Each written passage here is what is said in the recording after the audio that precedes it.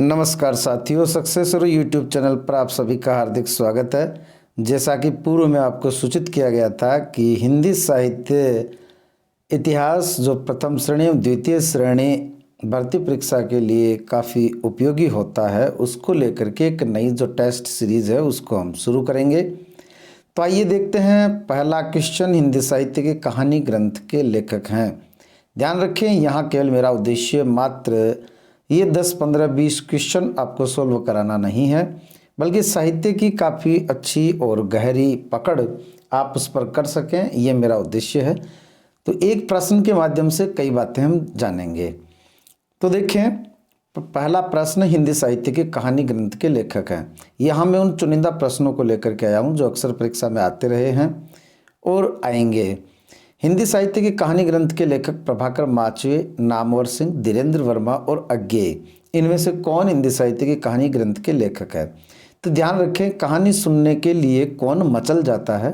एक बालक जिस तरह से मचल जाता है अपनी दादी या नानी के पास, माँ के पास कि मुझे कहानी सुनाए, तो जब भी हिंदी साहित्य की कहानी इस तरह से आता है तो कौन मचल जाएगा? प्रभाकर माचवे। इस तरह से याद रखें, ये बहुत महत्वपूर्ण होता है आप क्या पढ़ रहे हैं और किस तरह से पढ़ रहे हैं। सभी विद्यार्थी जितने भी जो फर्स्ट ग्रेड, सेकंड ग्रेड या अन्य जितने भी प्रतियोगी परीक्षाओं को देते हैं, सबसे बड़ी दिक्कत ये होती है कि जो हम पढ़ते हैं मैटर वही आता है परीक्षा में, लेकिन वहाँ परीक्षा में हम कन्फ्यूज़ हो जाते हैं। तो ध्यान रखें, हम इस तरह से तैयार करते हैं, किसी मैटर को इस तरह से तैयार करें कि हम उसको परीक्षा में काफ़ी स्थायी तौर से उसको याद रख सकें, परीक्षा हॉल तक यहाँ जो पढ़ रही चीज़ को हम वहाँ तक ले जा सकें। तो कहानी प्रभाकर माचवे, जो मचल जाता है। नेक्स्ट क्वेश्चन, निम्न में से नरपति नाल्ह कृत रचना है। एक, क्योंकि सर्दियों का जो मौसम, जिस समय नहाने में, स्नान करने में अक्सर जो बच्चे होते हैं वो काफ़ी आलस करते हैं, तो निम्न में से नरपति नाल्ह कृत रचना है। नरपति नाल्ह, एक माँ ने अपने बेटे को कहा, बेटा 20 दिन हो गए अब तो नहाले। कितने दिन हो गए? 20 दिन हो गए अब तो नहाले। तो नरपति नाल्ह की जो रचना है वो है बीसल देव रासो। बीसल देव रासो जो रचना है वो नरपति नाल्ह के द्वारा लिखी गई है। खुमान रासो, ये जो खुमान रासो है ये दलपति विजय की रचना है। परमाल रासो ये जगनीक कवि की रचना है। और विजय पाल रासो ये नल सिंह की रचना है। लेकिन बीसल देव रासो जो है वो नरपति नाल्ह। और ऐसा किसने कहा था? माता ने कहा था। अर्थात याद रखें, माता प्रसाद गुप्त ने बीसल देव रासो का संपादन किया था। और फिर जब बेटे को आनंद आया नहाने में तो वो पूरे 12 महीने नहाया। प्रथम 12 मासा वर्णन इस बीसल देव रासो रचना में मिलता है। तो निम्न में से नरपति नाल्ह की रचना बीसल देव रासो, ये बात भी ध्यान रखें, माता प्रसाद गुप्त ने इसका संपादन किया था और प्रथम 12 मासा वर्णन इस बीसल देव रासो में मिलता है। नेक्स्ट प्रश्न है, निम्न में से गुरु शिष्य परंपरा का संगत क्रम है। ये प्रश्न बहुत आता है नेट JRF में, काफ़ी उपयोगी। नेट की परीक्षाओं में इस तरह के प्रश्न पूछे जाते हैं कि गुरु, फिर उसके बाद में उसका शिष्य, फिर उसका शिष्य, इस तरह से कौन सी संगत परंपरा का जो है ना वो क्रम है। अग्रदास नाभादास कृष्णदास, या कृष्णदास अग्रदास नाभादास, या अग्रदास कृष्णदास नाभादास, या नाभादास उनके शिष्य कृष्णदास, उनके शिष्य अग्रदास। देखें, प्राचीन परंपरा रही है, गुरु जो होता है वो शिष्य के कान खींचता है जब भी कोई गलती होती है। वापस देखें, ये जो कान है शब्द है, कान खींचता है। कौन? गुरु शिष्य के कान खींचता, अर्थात के ने ए का कान खींचा और ए ने एन का कान खींचा, अर्थात के का शिष्य ए और ए का शिष्य एन। इस तरह से कृष्णदास, अग्रदास और नाभादास, तो के ए एन ये जो है ये गुरु शिष्य परंपरा थी। इस हिसाब से उत्तर कौन सा हो गया? ब, कृष्णदास, अग्रदास और नाभादास। तो निम्न में से गुरु शिष्य परंपरा का संगत क्रम ब हो गया। नेक्स्ट, उदासी संप्रदाय के प्रवर्तक हैं लक्ष्मीचंद, श्रीचंद, माधवदास, राघव चंद। नानक, जो गुरु नानक थे, नानक के दो नानियाँ, नानियाँ का मतलब मारवाड़ अंचल में पुत्र को कहा जाता है। तो नानक के दो नानियाँ, एक तो थे श्रीचंद और एक थे लक्ष्मी चंद। जब दोनों के बीच में बंटवारा हुआ तो सारी लक्ष्मी कौन ले गया? लक्ष्मी ले गया लक्ष्मी चंद। श्रीचंद भया उदास, जिसके पास लक्ष्मी नहीं आई वो बेचारा उदास हो गया। तो इस तरह से जो श्रीचंद और लक्ष्मी चंद नानक के दो पुत्र थे, उनमें से श्रीचंद जो है ये उदासी संप्रदाय के संस्थापक थे। इस तरह से याद रखें, नानक के दो नानियाँ श्रीचंद लक्ष्मीचंद, लक्ष्मीचंद लक्ष्मी ले गई और श्रीचंद भैया उदास।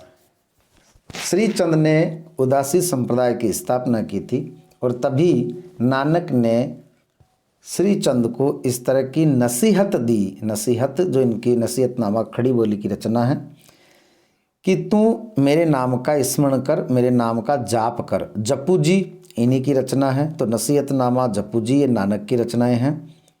इस तरह से किसी मैटर को ठीक ढंग से तैयार किया जाना चाहिए। अगला प्रश्न, वल्लभ के शिष्यों का उल्लेख किस रचना में मिलता है? जब इतिहास लेखन की परंपरा पढ़ते हैं, गारसा दत्तासी जिन्होंने हिंदी साहित्य के इतिहास को सर्वप्रथम प्रस्तुत किया था, उससे पूर्व कुछ पुस्तकों के बारे में पढ़ना होता है। भक्तमाल जो नाभादास की थी, 252 वैष्णव की वार्ता और 84 वैष्णवों की वार्ता, ये गोसाई गोकुलदास जो कृष्ण भक्त कवि थे उनके द्वारा लिखी गई रचना है।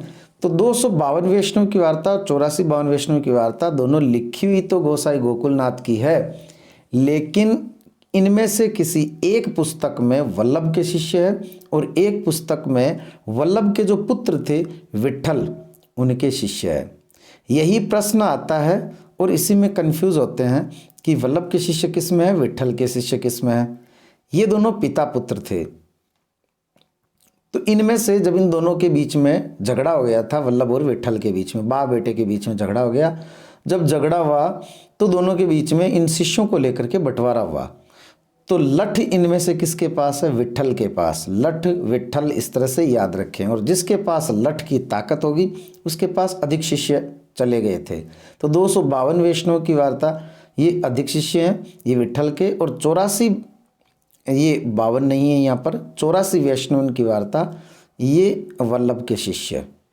इस तरह से इनके बीच में बंटवारा हो गया। तो याद रखें, 84 वैष्णव की वार्ता में वल्लभ के शिष्य हैं और 252 वैष्णव की वार्ता इसमें विट्ठल के शिष्य हैं। तो हमारा जो उत्तर है वो क्या होगा? उत्तर होगा 84 वैष्णवन की वार्ता। ये 84-52 नहीं है, 84 वैष्णवन की वार्ता। नेक्स्ट प्रश्न, मिश्र बंधु विनोद के दूसरे भाग का प्रकाशन हुआ। ये इतना प्यारा क्वेश्चन है। मिश्र बंधु विनोद के कुल 4 भागों का प्रकाशन हुआ।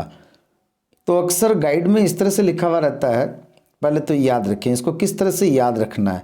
3 13 चौथा 34, 3 13 चौथा 34। 3 13 चौथा 34 का तात्पर्य क्या है कि 3 भाग का, प्रथम 3 भाग का जो प्रकाशन है वो 1713 ईस्वी में हुआ था और चौथा जो भाग है उसका 1734 ईस्वी में हुआ था। गाइड में जब इस तरह से लिखा हुआ रहता है तो पहले का यदि कोई पूछे तो 13, चौथे का पूछे तो याद आ जाएगा 34, यदि वो तीसरे का पूछेगा तो याद आ जाएगा कुल 4 भाग थे, लेकिन वो पूछता है दूसरे का। और गाइड में कुछ इस तरह से लिखा हुआ रहता है, प्रत्येक गाइड में या किसी भी किताब में इस तरह से लिखा रहता है कि पहले से तीसरे तक ये 1713 में हुआ था और चौथे भाग का 1734 में हुआ था। तो उससे क्या होता है कि केवल 2 ही चीज़ इमेज रहती है माइंड में। ये एक तो संख्या रहती है 13, दूसरी संख्या रहती है 34, और जब वो पूछता है दूसरे भाग का तो 1734 हम करके आ जाते हैं, गलत हो जाता है। तो याद रखें 3 13 चौथा 34, ये एक ट्रिक हो गई। 3 13 चौथा 34, तो 3 भागों का 1713 में हुआ था। तो मिश्र बंधु विनोद का जो दूसरा है वो भी 13 में है, तो 1713 ईस्वी ये इसका उत्तर हो गया। नेक्स्ट 7वां प्रश्न हम देखते हैं, आदिकाल नामदेन है। आदिकाल की जो नामकरण की समस्या है, जिसमें शुक्ल के द्वारा दिया गया नाम वीरगाथा काल, जयकाल रमाशंकर शुक्ल रसाल भगवान रमाशंकर की जय हो, अंधकार काल पृथ्वीनाथ कमलकुल श्रेष्ठ ने दिया था। तो इसी तरह से जो प्रारंभिक काल है वो गणपति चंद्रगुप्त ने दिया था। आरंभिक काल जो है वो मिश्रबंधु विनोद ने दिया था। लेकिन आदिकाल नाम सर्वप्रथम किसने दिया था? तो आदि तेरे नाम हजार किया लिखूं कुंकू पतरी, एक बहुत मारवाड़ का प्रसिद्ध भजन है, सांवरिया थारा नाम हजार किया लिखूं कुंकू पतरी। तो आप याद रखें, आदि तेरे नाम हजार किया लिखूं कुंकू पतरी। आदिकाल जो नाम दिया हुआ है वो हजारी प्रसाद द्विवेदी का दिया हुआ है। इस तरह से 7वां प्रश्न जो है आदिकाल नामदेन है, उसका उत्तर है हजारी प्रसाद द्विवेदी। बहुत आता है ये प्रश्न। नेक्स्ट हम बढ़ते हैं, निम्न में से कौन सी रचना पुष्पदंत की नहीं है? पुष्पदंत जिनको अपभ्रंश का वेद व्यास और भवभूति कहा जाता है, और पुष्पदंत एक जैन कवि थे। पुष्पदंत जो कि शिव सिंह सेंगर पुष्य कवि को प्रथम कवि मानते हैं, ये पुष्पदंत थे। दोनों को मिलाकर के एक ट्रिक हम बना लेते हैं कि पुष्प शिव जी के चढ़ाने हैं, अर्थात शिव सिंह सेंगर ने पुष्य को प्रथम कवि माना था। इनके शरीर पर भभूति हो गई थी, अर्थात भवभूति। सारी चीज़ यहाँ पूरी तरह से पूरे टॉपिक को बोर्ड पर मैं नहीं समझा सकता बोर्ड की तरह, लेकिन फिर भी काफ़ी कुछ जितना मैं बता सकता हूँ, जितना आप लपेट सकते हैं लपेटें। पुष्य अर्थात पुष्प शिव जी के चढ़ाने, शिव सिंह सेंगर इनको प्रथम कवि मानते थे। ये पुष्पदंत है, वो पुष्य अलग है, लेकिन दोनों ऑप्शन में आने से रहे। और हम एक ट्रिक से बहुत सारी चीज़ों को एक साथ गूंथने का प्रयास करते हैं। इनके शरीर पर भभूति हो गई। भभूति का मतलब होता है जो सफ़ेद जो चकते चिन्ह होते हैं। तब वेद जी ने, भभूति का अर्थ भवभूति, वेद जी अर्थात वेद व्यास ने इनको बताया कि शिव जी के जाकर के पुष्प चढ़ाओ तो आपकी ये भभूति दूर हो जाएगी। इन्होंने पुष्प चढ़ाए लेकिन भभूति दूर नहीं हुई। तो इन्होंने कहा, क्योंकि ये जोधपुर में आए थे, इन्होंने कहा महाणे महाणे जस कोनी, जोधपुर की भाषा में इस तरह से बोलते हैं, माणे उठे, तो माणे जस कोनी। महा का अर्थ है महापुराण, ये रचना। णे का अर्थ है णे कुमार चरियु, ये वाली रचना। और जस का अर्थ है जसहर चरियु। ये तीनों रचनाएं पुष्पदंत की है। महाणे जस कोनी, ये जो रचना है भविष्यत कहा, भविष्य जो है वो तब सुरक्षित रहेगा जब हमारे पास धन होगा। ये रचना धनपाल की है। धनपाल की जो रचना है वो भविष्यत कहा। तो भविष्यत कहा जो धनपाल की रचना है। और धनपाल, यदि धन हमारे पास भविष्य के लिए होगा तो हमारा जो विंटर का मौसम है वो बहुत रोमांटिक होगा। अर्थात विंटर नित्य महोदय ने इसे एक रोमांटिक काव्य कहा है। किसको? भविष्यत कहा को। और ऐसा कौन करते हैं? वैसे तो सभी करते हैं, लेकिन जो वणिक लोग होते हैं, महाजन, वो भविष्य के लिए धन रखने में अधिक विश्वास रखते हैं। तो ये एक वणिक की कथा है। धनपाल, भविष्यत कहा, वणिक की कथा, रोमांटिक काव्य, विंटर नित्य महोदय, ये 5 शब्द याद होने चाहिए। इससे बाहर भविष्यत कहा का कोई प्रश्न नहीं जाता है। तो पुष्पदंत की कौन सी रचना नहीं है? यही रचना नहीं है, भविष्यत कहा। ये उत्तर हो गया इस प्रश्न में।